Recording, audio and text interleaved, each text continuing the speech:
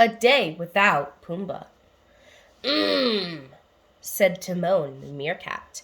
Breakfast time! Come to Daddy, you tasty little critters.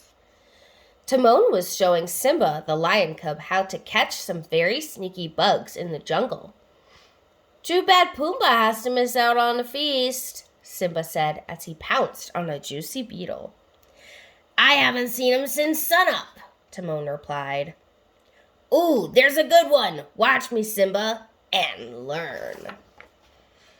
Timon crouched behind a rotten log crawling with beetles. He was about to pounce when,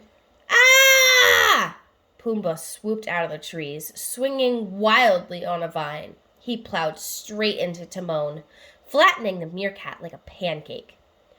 Oops, sorry, Timon, Pumbaa said, picking himself up. Sorry? Sorry, you say? That's the 20th time you've crashed into me this week. But it wasn't on purpose. You never do anything on purpose, Timon replied. You're a natural disaster. Why couldn't you catch a bug if it flew into your mouth? That's not true, Pumbaa protested, tears welling up in his eyes. Look, I'll prove it. The clumsy warthog lunged for a juicy grub, only to fall headfirst into a puddle.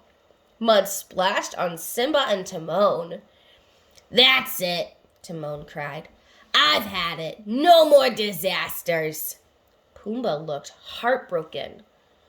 Do you think I'm a disaster too? He asked Simba. Well, Simba replied, you have to admit sometimes you do things that are pretty disastrous. Pumbaa hung his head. You're right. Nobody wants me around. It would be better for everyone if I just left. With that, Pumbaa slowly plodded off into the jungle. Just then, the clouds thickened and a bolt of lightning shot through the sky. Wait a second, said Simba. Timon, we can't let him go. But Timon wouldn't even turn to watch his friend leave. If that warthog thinks I'm gonna beg him to stay, he's sorely mistaken, Timon said. Trust me, Simba, he'll be back by lunchtime. But as rain began to pour down, Simba wasn't so sure. The storm came and went, and so did lunchtime, but still no Pumbaa. Simba began to worry. Simba looked off in the direction Pumbaa had gone. We shouldn't have been so hard on him, the lion cub said. I wonder if he's okay. He's fine, snapped Timon, who was still sore from getting squashed that morning.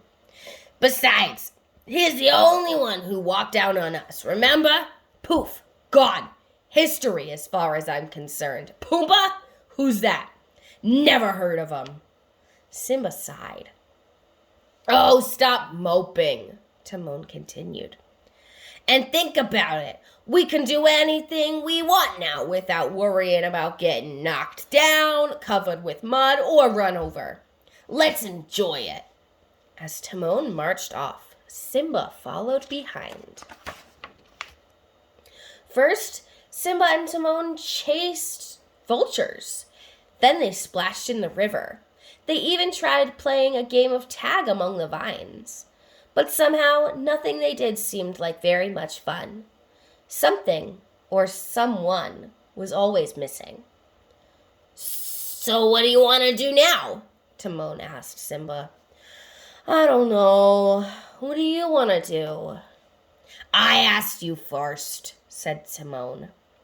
The sun began to dip below the horizon. Timon sighed. He was bored, and he admitted to himself it was also possible that he missed Pumbaa, just a little. By the time Simba and Timon finished dinner, they were both a little grumpy. They hadn't really enjoyed anything they'd done that day, Soon it would be bedtime, and their friends still hadn't returned. There's gotta be something fun to do, said Simba. Well, Timon said gloomily, what do you want to do? I don't know, Simba said. What do you want to do? The pair went on and on and on, trying to think of fun things to do. They would have gone on even longer, but suddenly they heard rustling sounds coming from along the riverbank. Timon! Simba! Look what I found! Wham! Pumbaa tumbled out of the jungle, knocking into Timon and Simba. Pumbaa had brought bugs for his friends, but the critters went flying into the air. I'm back! Pumbaa said with a groan. So easy, Timon mumbled from beneath the warthog. Embarrassed, Pumbaa stood up and faced his friends. I came back to show you all the bugs I found, he said. But now look what I've done. I'm the worst friend ever.